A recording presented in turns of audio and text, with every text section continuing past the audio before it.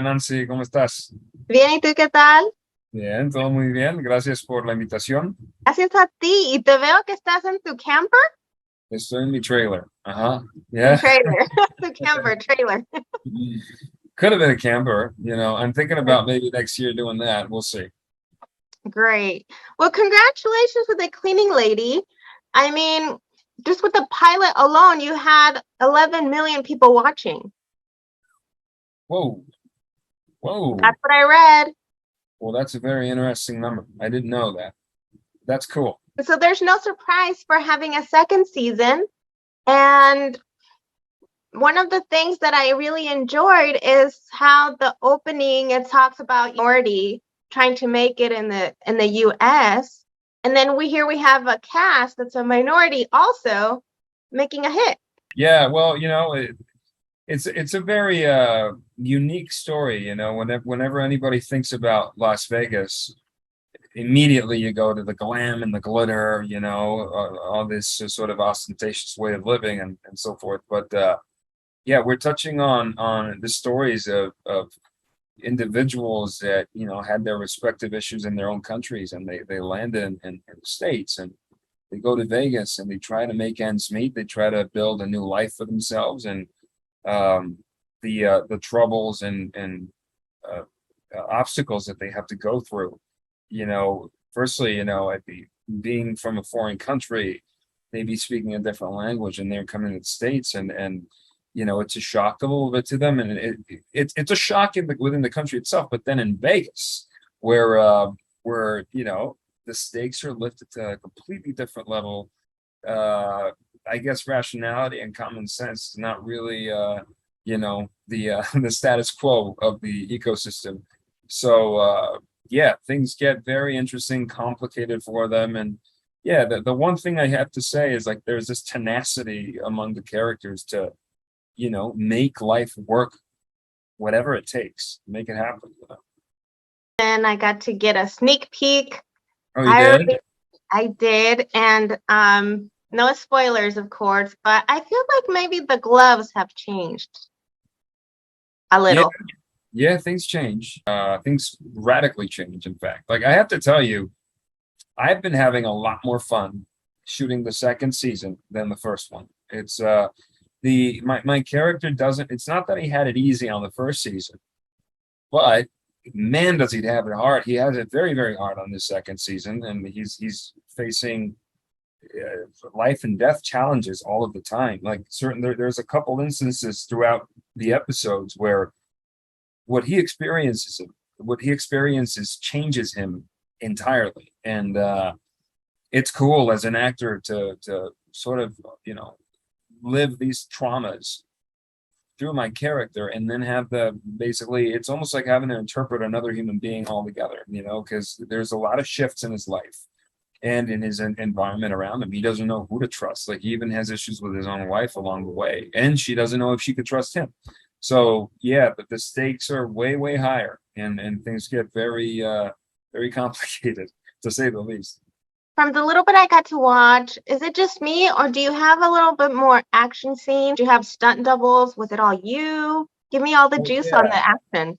Oh, I have a great stunt double. He's a friend of mine. We worked on another film I did with Mel Gibson last year. And yeah, he's a great action guy, and I love action as well. So yeah, we work together very well. And but I've had to I've chosen to do a lot of my stunts, and there is a lot of fighting. Like, man, yeah, every episode, that was what I noticed was different than the first season, where every script I got was like, whoa, okay. So it's almost like you could expect a crazy sequence, life or death, in every episode. And the beauty is, it's not just there for the sake of the action. It's tied in perfectly with the storytelling, So it is a character driven drama, which is something I've always pursued as an actor, and always love to do.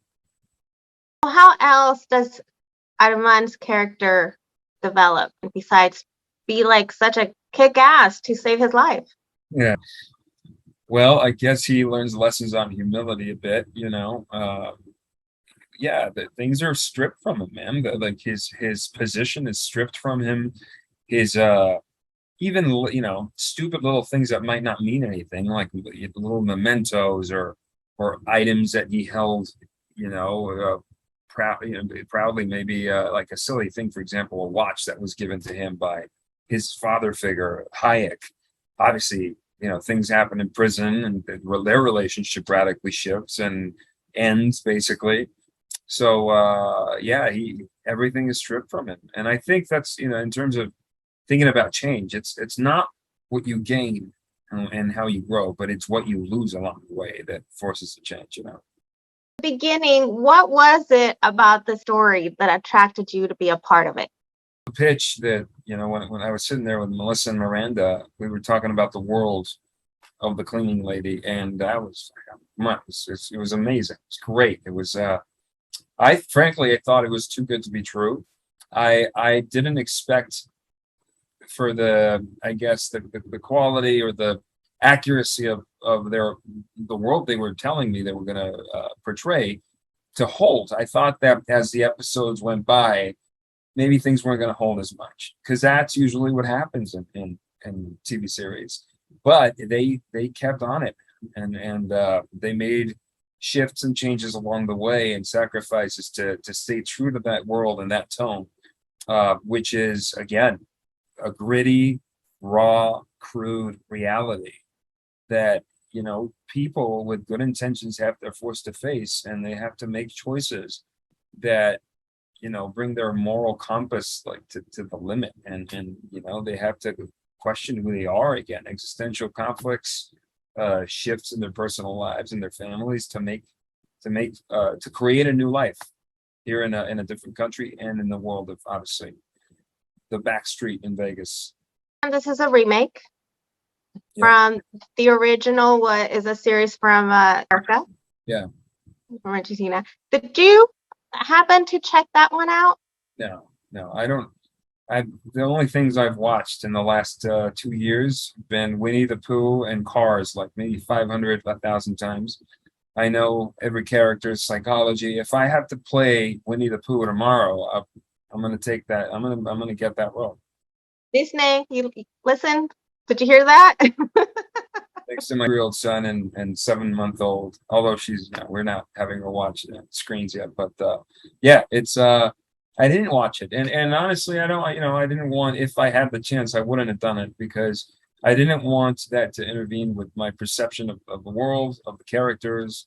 It's a very different take on it, as far as I understand. And honestly, I didn't even have a chance to look at this one, but I read the scripts and I'm playing it. So there you go. I actually got to check it out because I was curious, and I kind of like this one better. I like yours better. It's more high paced, like faster, and it's like, oh, okay, this is what's going on, and it keeps you on your toes, like wondering what's next. Good. Well, it's nice to hear that. I hope you're not just saying that because you're No, I'm not. To be honest, I stopped watching it after the 4th episode.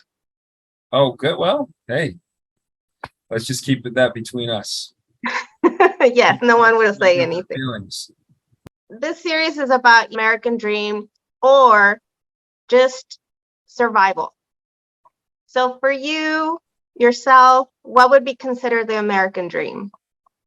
Well, I mean, yeah, the American dream is a very different dream for a lot of people. To me, the American dream is tranquility, and a good family, good relationships with my family, with my community, with my coworkers. I just, for example, we shot a scene yesterday. It was Oliver, Oledie, and myself talking about relationships amongst work and environment. We just had such a blast.